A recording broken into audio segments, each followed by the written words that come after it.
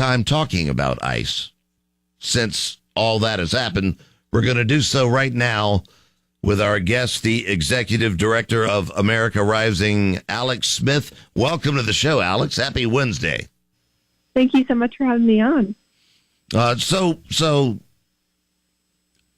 at first, the Republicans were going to vote on a Democratic bill that had actually been written, proposed, whatever.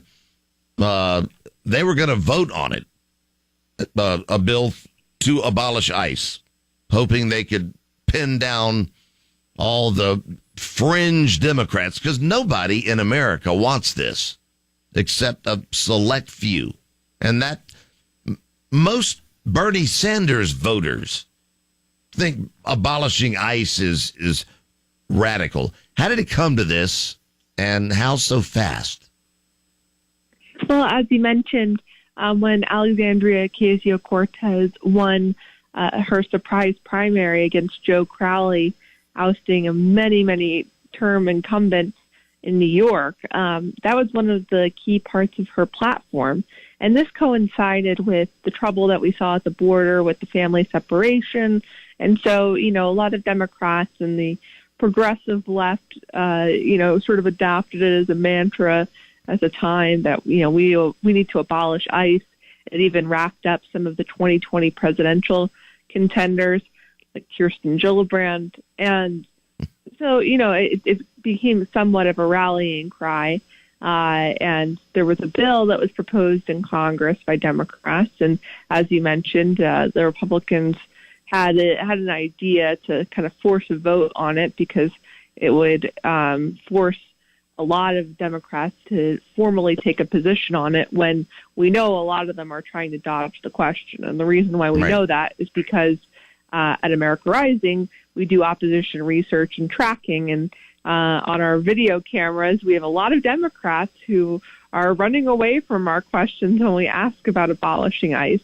We actually had one candidate in Arkansas, Clark Tucker, who's running for Arkansas 2nd District, pretend not to know what ICE was in an attempt to avoid answering the question. That's great. So, we had this bill. Republicans were going to try to force a vote. But I think what Speaker Ryan was afraid of was that the Democrats were going to vote in lockstep in absentia. So, and that's what they said. So now there's going to be a vote. Just, do you like ICE or not? Right. And I think that that's generally the better tactic to take here because, I think that still puts some Democrats in a tough position. But also I think it's less likely that they'll vote as a block in that. Right. It's a harder question to dodge, so to speak. Yeah. I mean, if you don't like ICE, you're not going to say, I'm just voting present or I'm absent. You're going to vote against ICE. I don't like ICE because this is non-binding. This doesn't change anything, folks. Right. And there are some Democrats in moderate districts and swing districts that could, end up supporting it because it's, as you mentioned, it's non-binding and it would be sort of an easy way to show that they're not all controlled by Nancy Pelosi. I hate to laugh, but I mean, they are in ruins right now. And you have James Comey, not to change the subject, coming out saying, vote in block for Democrats, Americans. He's trying to nationalize the elections. I'm not sure the party wants his help. But the switch on this abolishing ICE happened real fast for the Dems. Why was that? What did they see that all of a sudden they thought, ooh, we overstepped on this one? Well, because I think that they saw the polling numbers and they saw how absolutely ridiculous, the whole concept was. I mean, there are a lot of opinions about the family separation at the border, and I think that so of course that was a debate, a legitimate debate that was going on in the country at the time. but then proposing to abolish the very police force that keeps out, child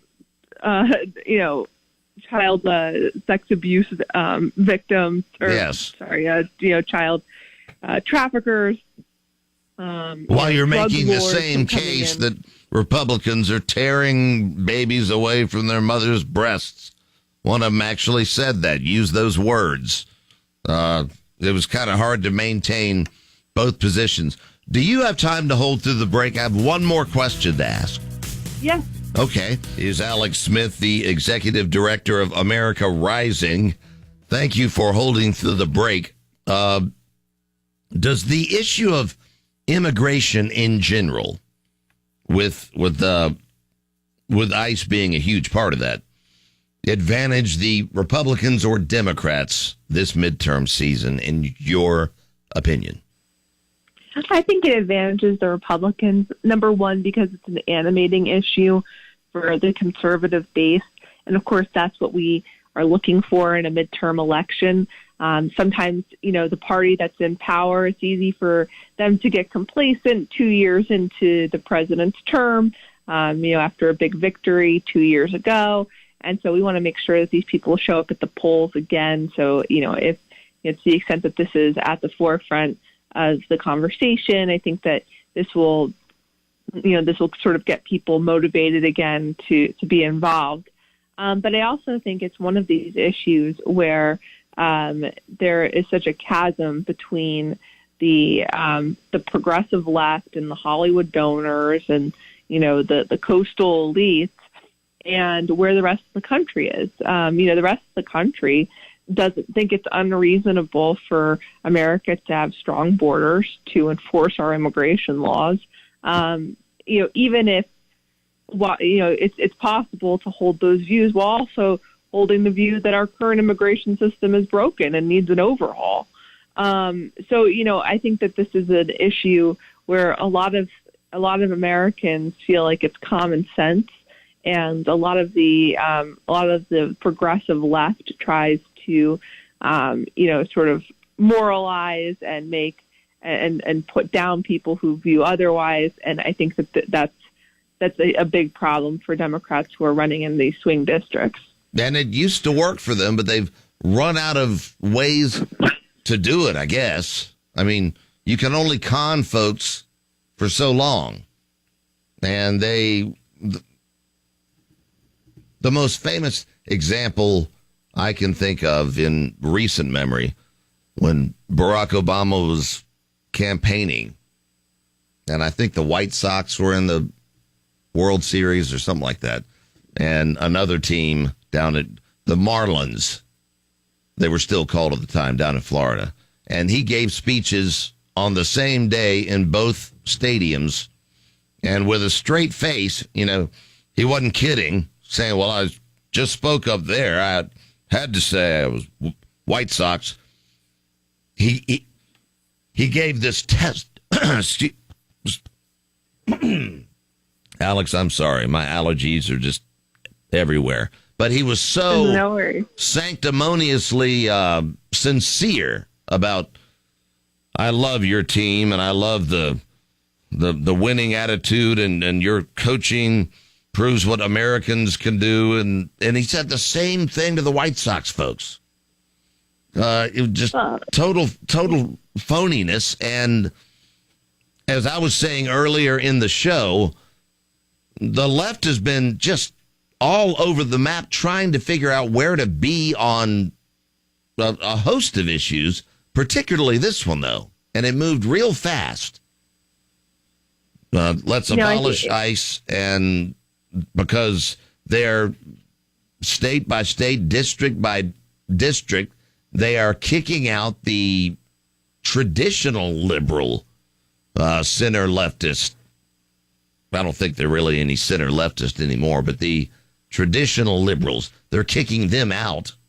So you're stuck with people like, the woman who won in New York, and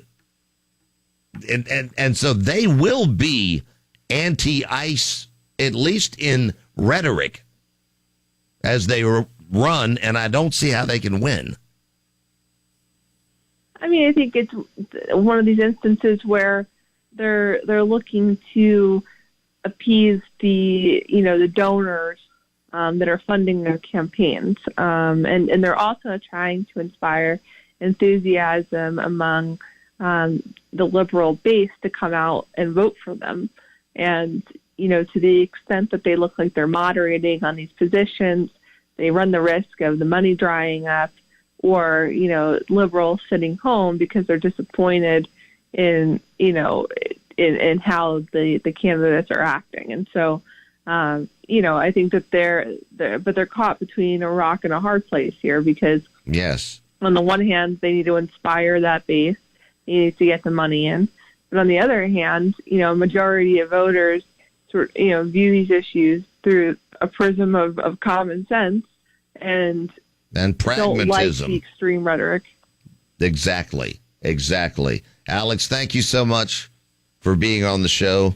And thanks for having me. You're welcome back anytime. Alex Smith, folks,